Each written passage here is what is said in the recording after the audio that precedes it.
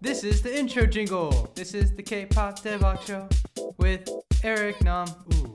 Alright, I gotta get into my Zen moments. You are strong. You are beautiful. You are sexy. Alright, we could do this, guys. So welcome to the show. This is Eric Nam, your host for K-pop Daebak. We have a very special show today because we have a good, I won't say a new friend here with us today. We're gonna go ahead and introduce him. It is BM, Big Matthew of KARD. What's up, man? Thank you for having me, bro. Thank you for coming. How are you, dude? I'm good. I'm actually really good right now. Yeah? We just got back from touring, so like You're on my high. energy is like super up there. Yeah. Like, When did you guys get back? It's been I think a week and a half now. Okay. Yeah. How many cities? 12. Sheesh. Not too many this time, but we were out for a little bit. Yeah. We were out for like 27 days, almost a full month. Wow. Yeah, so that was really exciting. Got to stop by home. That was Okay, awesome. saw family. Yup. Nice. Eat some good Mom's food. cooking. Yup. What's your mom's favorite dish? Oh man, she made LA Garbi this time. But the LA Garbi in LA. LA is a little It's bit different. different. Yeah, It's different. Well, welcome back to Korea. Welcome back. I'm glad to hear you had a great tour. We're gonna talk a little bit about you Let's do it. and your group and your career and everything about it. So before we get into the details of the tour and everything, we're gonna get to know you just a little bit better. Your full name is Matthew Kim, correct? Do you have a middle name? Do you have a Korean name? I have 2 Korean names. You have 2 Korean names. Yeah. Explain this. So my legal Korean name is Jinseok, Jinseok, okay. and so on paper is Jinseok. Like that's how I was born. Right. But after a year later, my grandma was like, I don't like that name. Let's start calling him Ujin. So everyone knows me by Ujin, like my family. Right. But on paper, I'm Jinseok. So I Okay. have 2 identities. All right. What do you prefer?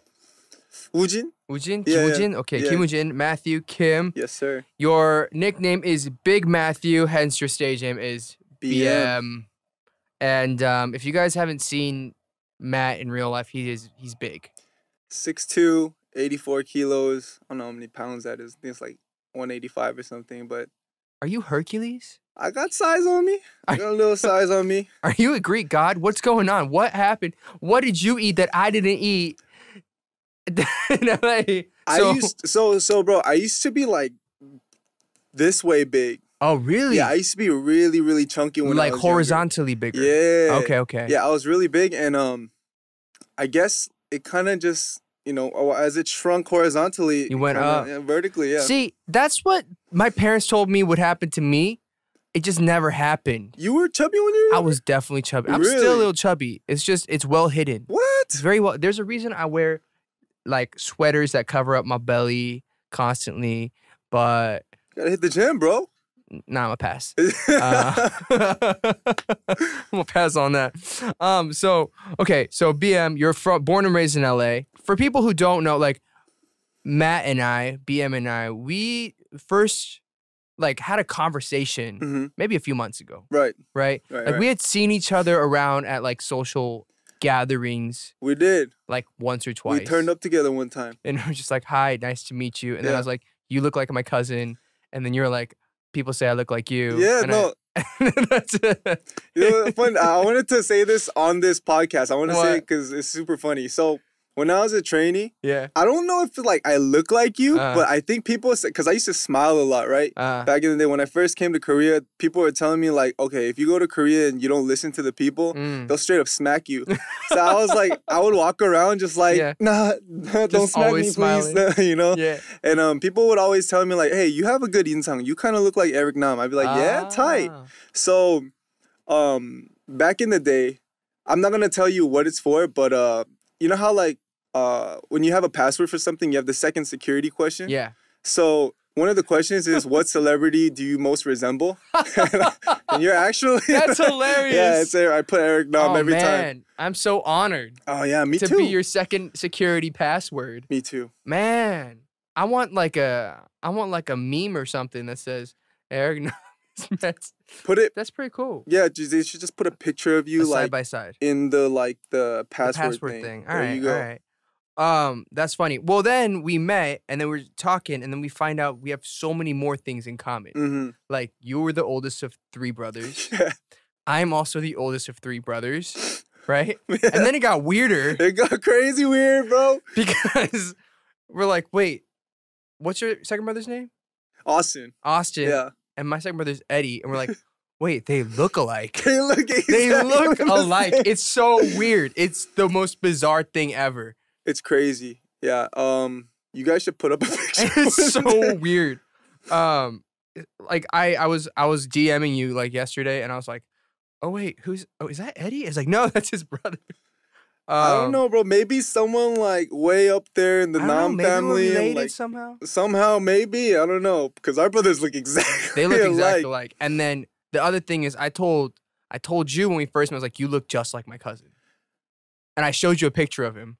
It's just he has like a bigger face than you do, but it's generally similar vibes. Did I show you a picture of my cousin after you showed me a picture of your cousin?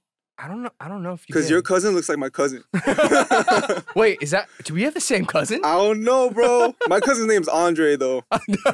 Mine's Charles. Okay, then they're probably different. No, all right. That's so funny. But, okay. You moved out to Korea when? I've been here for, came here in 2011, late 2011, so almost 8-9 years. Right. Yeah. Right. And that was the other thing. We came here at the same time. Now, I'm having like flashbacks because I came here in 2011 too, September 2011. Wow. Yeah. And you also did a audition program as well too. And you did K-pop star, I did. See this crazy stuff, man. Yeah. A lot of parallels. Some crazy we are things in going on. a weird alternate universe. Does that mean I'm gonna be successful like you? You are successful. What are you talking about? Does that mean I'm gonna be 6'2", jacked and handsome? No. Damn it! I think that all came to me, bro. I'm sorry. God, it's okay. I'm good with it. So before you moved here, you were in college, right? You didn't graduate? No. You were not able, but you were studying psychology? Yes, sir. Okay. What made you want to do psychology? So like when I got into college, to be completely honest with you, I didn't know what I wanted to do. Right. But I had like this I had a big like older friend who was studying psychology, and he wanted to get into counseling younger children. Like who are having either mental problems or like drug related problems and whatnot. So I was like, that's really interesting. So that was kind of like the route I was trying to go for. Just being a counselor and just kind of like help someone live their life a little bit easier, take a little stress off their hands. But yeah, that was the main goal, honestly. That and being a choreographer. Okay. Yeah, so I kind of wanted to juggle those two. Sweet. Yeah, that's exactly what I want to do. But things happen. Yeah, how did you end up coming out to Korea? What was that process like for you? So it was a crazy story. My mom actually signed me up for K-pop star. So your mom signed you up for K-pop star? Did your mom sign you up? Hell no. You signed yourself up? I just put up videos on YouTube, and they found me on YouTube. It was like, yo, come to Korea. Oh, wow. But like my mom was a mom that was like, oh, you made it on the program. Good, because now you're going to know how much you suck compared to Korean people. Damn. And you're going to move back to the States. I love her to death. She loves me, but she's a very brutally honest woman. Maybe that's the reason for your success right now. you know, because this industry is rough, man. It's cutthroat. It as is. I'm sure you very really well know. is. Very different from your mom signing you up for K-pop star. Okay. Yeah. So tell me about this. So, my mom was more like when I was in college, honestly, I wasn't coming home a lot. I wasn't coming home a lot. I was like sleeping at my friends' houses, at my choreography my dance teammates' houses, and I wasn't coming home a lot. So my mom was like, "What are you doing out there?" Yeah. Like she thought I was kind of getting into trouble and whatnot. Yeah. And it's crazy. Like I want to shout out my mom one time. She actually got me through a lot of stuff. She helped me with my college admissions. Yeah, she thought I was getting into a lot of trouble because she knew the crowd I was hanging out with in high school. So she was like, "Okay, he's definitely getting into trouble." So, and practices, like most of my time was spent with my dance teammates. Like I was practicing 3 days a week from 8 p.m. to almost 6 a.m.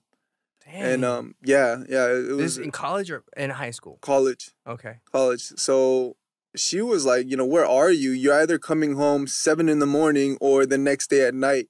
Right. So I had to explain to her, I'm trying to be, I'm pursuing choreography. while doing school.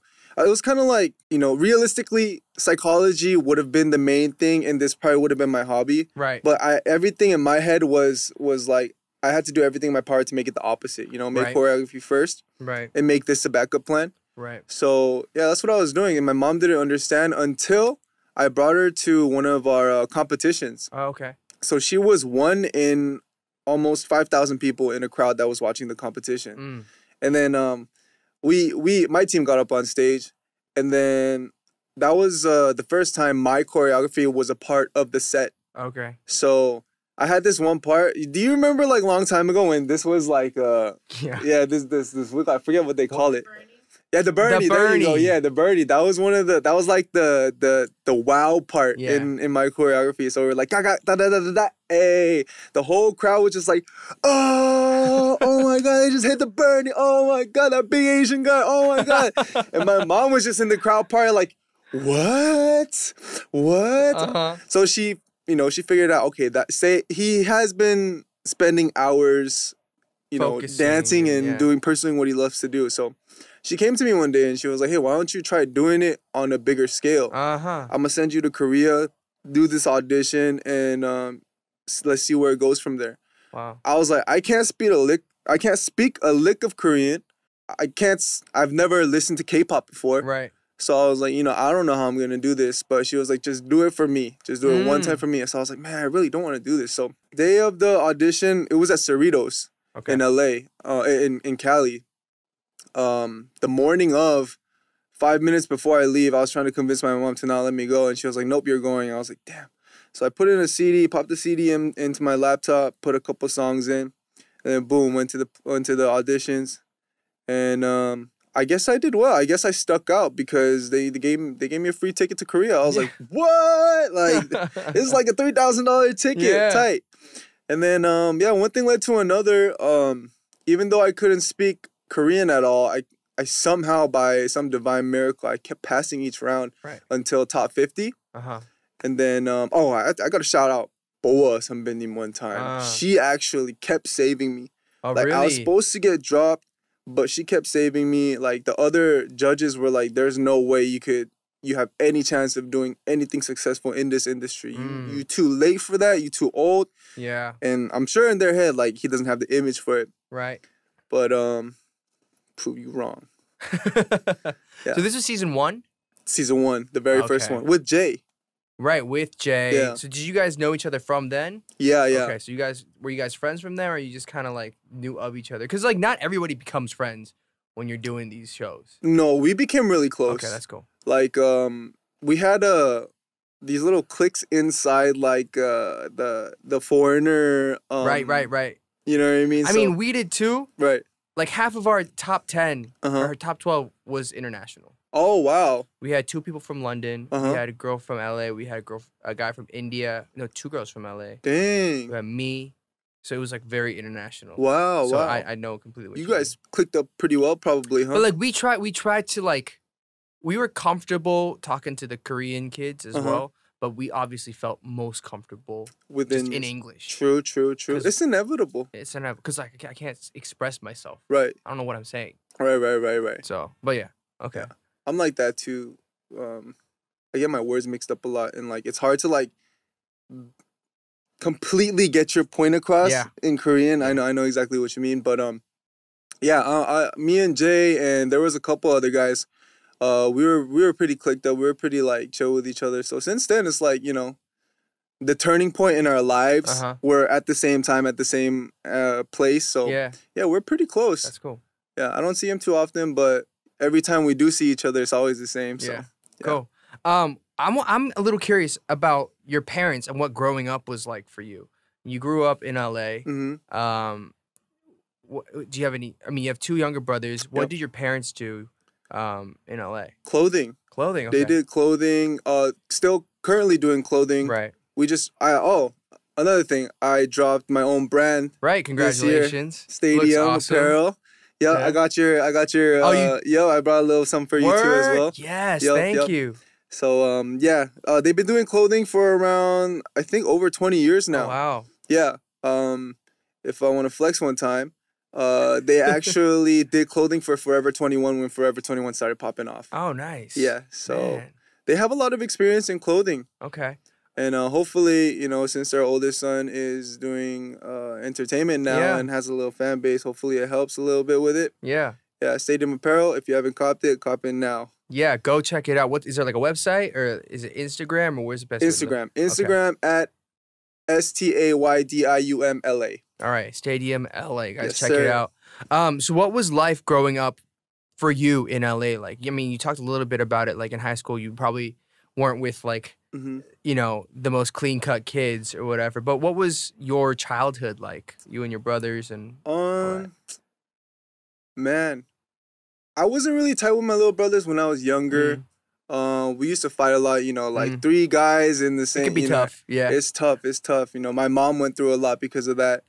From what I remember, a lot of what made me, like, what really stuck to my personality was most of high school. Okay. So my high school years was pretty interesting. I didn't have too many Korean friends. I just had one Korean friend, and me and him were like pretty like we were in a very multi-ethnic group. Yeah. So, you know, we didn't know anything about Korea or Korean, but I hung out with a lot of people who were very good to me. You know, like when you're young and you're from LA, the cool thing to do is to try to be like, oh, you're part of like a gang or something, or you're part of a crew, or a clique or whatever. Yeah. Exactly. And like, you don't want to look weak. You want to look hard. Everyone's just trying to look hard. So, you know, in order to give that persona off, you know, you have to act and look a certain way. But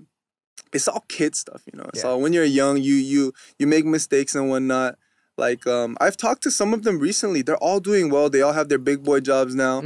It was just a phase, you know what I mean? Yeah, I was always kind of like the dude who was like, you know, chill, like it's all good, you know. Helping like, them out. Yeah, it's all good, you know, just boom, be a man, stop being a weenie about it. And then you know, just kind of like catering to them a little bit. But well, let me ask you this. I mean, I think there's, for me, that's it's an incredibly different background from myself, right? Right. So there was this big identity issue for me. Wow. Right. And so for me, it was always like, I don't know how I'm supposed to act, how I'm supposed to dress. And you go to church, and there was always like a defined split between, I mean, everybody was friends, but in terms of fashion or mannerisms or the way they behaved, it'd be, one group is like, there's like the study hard, you know, all that crew. And then there's like the more rough around the edges, that crew. Was there ever a moment for you where it's like, I am more in line, or this feels better to me and this is what I want to do? Or like, I don't know. For me, I'm just like genuinely curious, because I think for Asian Americans, it's always been a very interesting talking point, because I have no idea if it's like a decision sometimes or if it's just the surroundings. So I was just curious on that. I think for me, more than like what part, like what clique did I fit in with, it was more like I knew where I was and like I loved who I was with. Yeah. But one thing I did definitely have a problem with as far as identity is racial. Right. Like I went to a school that had 4,000 kids, and there was like if you check the yearbook and you look at the Kim section, there's like 2-3 kids there. Oh, that's it? Yeah, like really little, like 2 Kims, maybe 1 Park. Yeah, really, really little Asian based. It's very, very scarce. You know what I mean? So when we were going to school, my freshman and my sophomore year was full of a lot of racial slurs. You know what I mean? So I had to like, you know, deal with that in certain ways. But I think one thing that really, really helped me is I started dancing in high school. Yeah. So after our first rally performance, like did you have rallies and whatnot at your school? Like in gyms? Homecoming rallies and stuff? Yeah. So at the rallies, like in the basketball gym, everyone's there, freshman, sophomore, senior, everyone's there, and we performed there. And then, just like how I wowed my mom, I wowed everyone at my school. So from that point on, I was no longer that Asian guy, but I was that Asian guy, you know what I mean? Dope-ass Asian guy. Yeah. Okay. All of a sudden, like, you know, I had all like the cute cheerleaders around me and whatnot, and like that kind of started to make but that wasn't like they didn't like me for that. I was still kind of chunky back then. I was just kind of like the cute like Asian big teddy bear dancer guy that they just wanted to be around. Yeah. As a friend. Right. But when other guys see that, it's like, oh man, oh my gosh, he got all these girls around him. So like that made kind of just everyone just kind of open up to me a little bit and not see like an Asian guy that they could just throw racial slurs at. Right, you know what I mean? So dancing saved me in a lot of different aspects. Right. Yeah. I mean, that's what it sounds like. That's amazing. That dance really took you from, you know, racial tough times and identity things to, I guess, here to Korea. It did. And we're having a conversation. So that's amazing. So I guess clearly your parents probably supportive of you doing this kind of thing in Korea, doing something that you were excited about, you know, pursuing it. So you get to the top 50 of K-pop star, and then what happens? So funny story, man. While I was doing K-pop star, I saw an audition. I had an audition 3 times in Korea. All 3 times, I forgot my lyrics on stage. Oh. That's why I was dropped and Bola kept saving me. And then the last one, the 4th audition, is when everything was okay. I didn't forget my Korean lyrics and everything was just tip top and like the performance was fun. But that's when they dropped me. But like back then, I was like, oh man, that's so messed up. Why would they drop me now? You know, I just got it. But now that I look back, if I had messed up the round after that, that would have been just a downfall completely from my image. So I think like my life is full of a lot of luck. I feel like my surroundings has always been so good to me, like, you know what I mean, like so on my side. Like I've never had any time where like in a very critical moment in my life have someone who tried to like cut me down. You know what I mean? So yeah, man, every time it's just I just feel like super lucky now that I look back on it again. So you're off the show and then you go directly to DSP, or oh yeah, the writers, she actually introduced you guys, linked me up to them. Okay. So into DSP, became a trainee, trained for 5 years, boom. Man, was that tough? 5 years training? Oh man, yeah, it was pretty tough. I could say now that it's tough. Like I think at the time I wasn't really thinking about it too much. Right. But the first 2 years, learning the language was tough. And then the year after that, learning the culture. Right. And then from then on, waiting to debut was the worst part of my life. Cause man, like that's tough, dude. I was 25, working a side job as an English teacher. Yeah. As a private English teacher, wondering when I'm gonna debut and if I'm gonna debut. And, you know, on the side, my parents are like, "Hey, you did enough. Why don't you come back and you know, get into psychology again?" I'm like, I don't think I'm psychologically there to study psychology. You know what I mean? Especially like, after training for that long. Yeah. I would have been devastated, bro. And like, you know, before you leave home, I kept telling him, hey, I got you on a Rolex, I got you on a gold chain, I got you on all this bling. Wait till I get rich, bro. I'm about to make a gang of money and come back and I got all of you. Okay, we're gonna break bread. I was so excited. But reality hit. You don't get to, it doesn't come that easy, you know? No, hell no, it does not come that easy. No, so, you know, I got lucky again. The last couple years, the last couple months of my trainee days is actually when it hit the hardest, because I was in a relationship and like and that didn't happen too. So like everything came crashing, but like the only place I had to blame was it's because I haven't debuted yet. Just in my head, you know, she broke up with me because I can't, you know, supply anything. I got no money in my pockets. What am I gonna do when we go on dates? My parents telling me to come back, you know, all this stuff going through my head is everything was because I haven't debuted as an artist yet. Right. So I went to my CEO. I was like, hey, can I leave? I straight up asked her. I was like, hey, can I leave and can I pay back? You know, for the training fees and whatnot, because you can't get out of a company that easily. You know, I was like, please let me leave. You know, I'm gonna work a side job while staying in Korea while trying to do music, and you know, I'll pay it back little by little. Just if you could terminate the contract for me, that would be a lot of help. And then a couple months after that, she was like, just give me a little bit of time. Give me a little bit of time, and then boom, she put me in a group, and we debuted as KARD. Yeah, it was crazy. What was debuting like for you? Do you remember that day? You remember that date? I'm sure you remember your first stage. Yep. I'm sure you remember the song and like everything. Like the debut is a very important day. December 19, 2016. Yeah. That was yeah, I cried after our first showcase stage. Yeah. Like it was in a really small like little club in Hongdae. But after I was like, ooh, man. Oh. Okay. Oh. It's a start, but it's the start I've been waiting for, you know? So oh man. So it was good. You know, at the time I would look at my members and be like, hey man, this is the real turning point in our lives. This is where like we really start writing our legacy, you know? Right. So I'll never forget that day. I'll never forget it. It was awesome.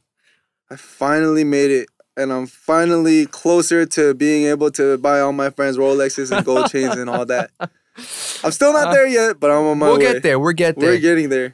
So let's talk about it. So you debut. You guys have been putting out, you know, a few EPs, singles here and there. I think one thing that a lot of people know is that you guys have a lot of popularity outside of Korea, particularly in like Latin America, States. What has that been like? In my head, bro, it's honestly truly been like the biggest blessing ever, because I'm kind of like, it would be good to be well known in home ground, you know what I mean? Like in Korea. Yeah.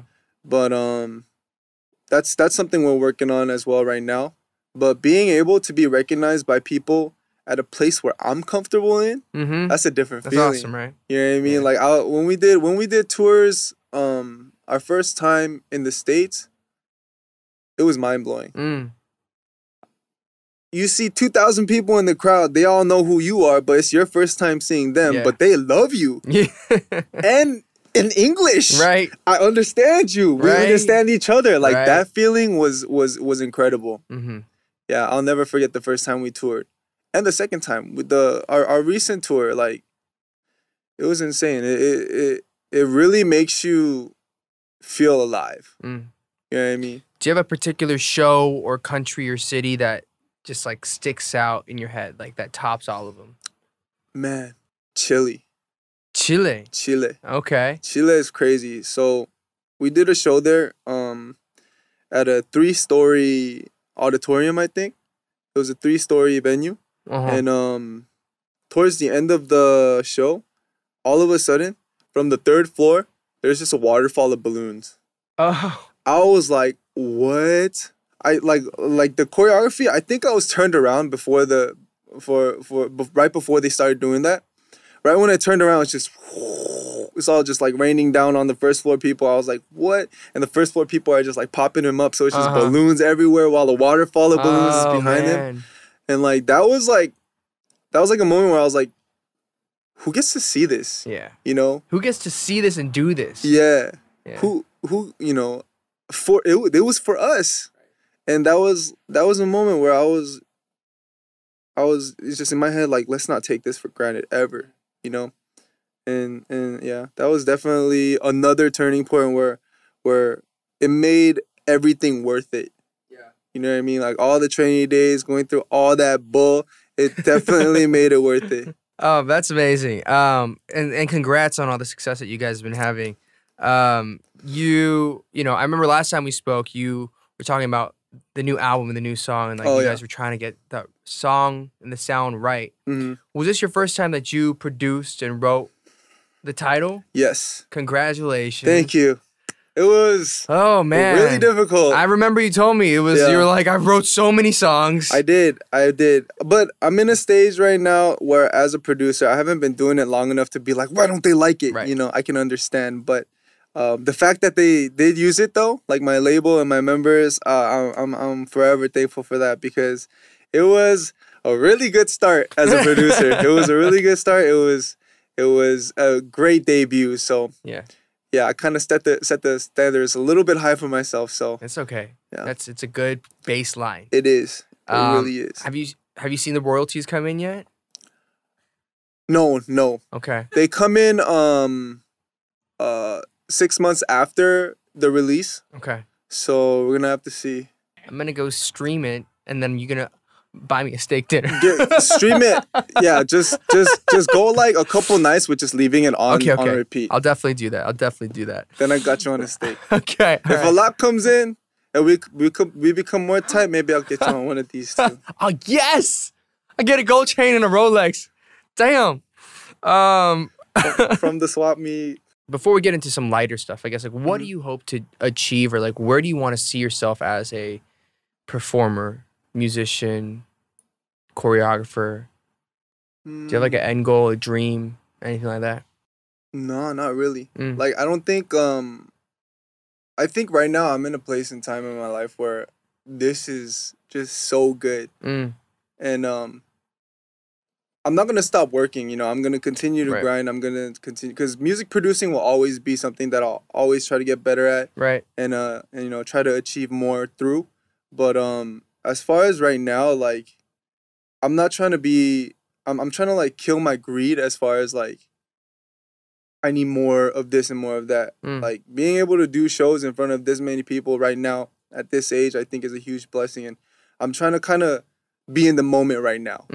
Cause the first couple years, I wasn't able to live in the moment. My head was just either too much in the future, right, too much somewhere else, or in the past. You know what I mean? I wasn't able to be like, I'm here right now debuting. So right now, I'm loving life, bro. Yeah. I'm just enjoying life right now. That's good. Yeah. That's awesome. I'm grinding. That's a very, I guess, a healthy way to think about it. It is. So yeah, congrats.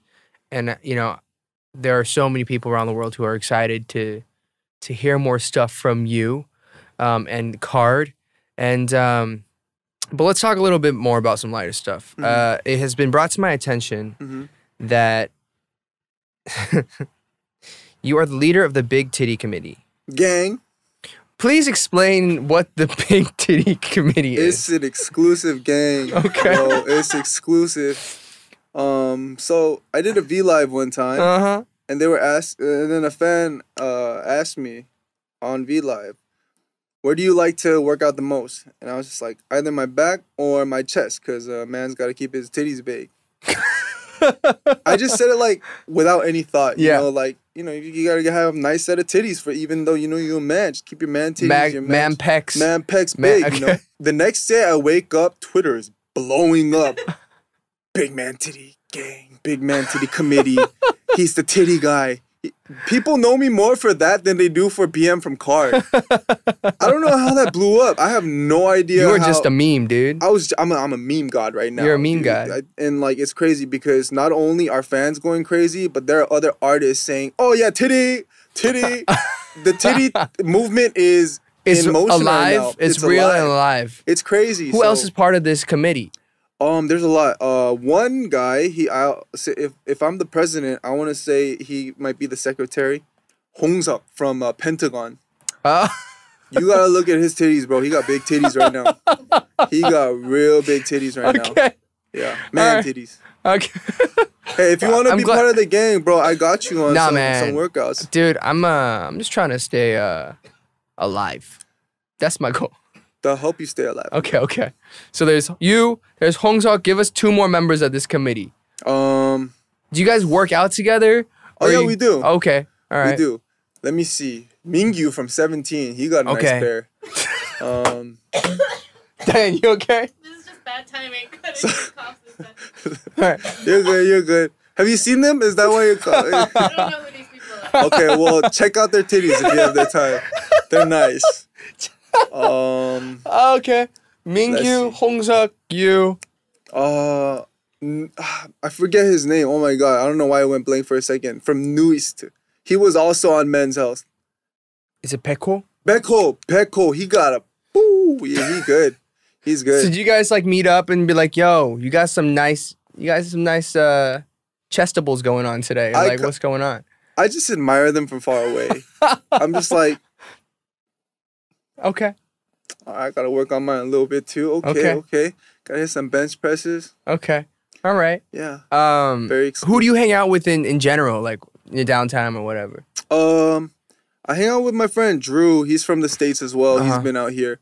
Ashley from Ladies Code. Yeah. Sammy from The Rose. Okay. Besides that, really, yeah, not too many people. I mean, like, I have people I'm close to, but they're busy doing their own thing. Schedules are hard. Yeah, schedules are hard. Schedules are hard. Yeah. But yeah, man, congratulations on becoming president of that amazing committee. Thanks. Which family member of yours would potentially also make a great rapper or singer? My younger brother, Austin. Yeah? The one who looks like Eddie. He is actually a great singer. Really? A sexy singer. He's good at R&B. He's got a couple songs on online on YouTube too. Oh, word? They're actually really good. All right. What do they got to search? What do the people's got to search? Austin? ASTNKIM. Okay. ASTNKIM. Yeah. KIM. Yeah. All right. I heard you have some tattoos, right? I have a couple. You got a couple. Anything of like particular meaning for you, or just kind of like? No, I love them. I love my tattoos. So, this on this side, I have LA 92, which is the place and where I was born. The start of BM's legacy completely. Yeah. So, I had to get that one time. It's actually I got this. It's kind of it could be kind of weird, but I got it as a couple tattoo with my best friend, with Drew. Cool. Yeah, so he has LA 92 back here because he was also born in 92 in LA. So we got that together as our first tattoos. And then on the side here, I have "Without struggle, there is no progress" by Frederick Douglass. Right. It's a quote by Frederick Douglass. I've been living by that quote since college. So, and that has gotten me through a lot of bad times. And on my back, I have the winged lion. Back in the day in cathedrals, they used to have winged lions like on the corner or just like statues of it on the churches, like on the roofs. Yeah. And like it would be like the protector. It would symbolize God protecting the church, and like I just wanted to get that, so I know God got my back. So we have some lightning round questions. Lightning round questions. Yes. Are you ready? Sounds intimidating. You should be very scared. Okay, shoot me.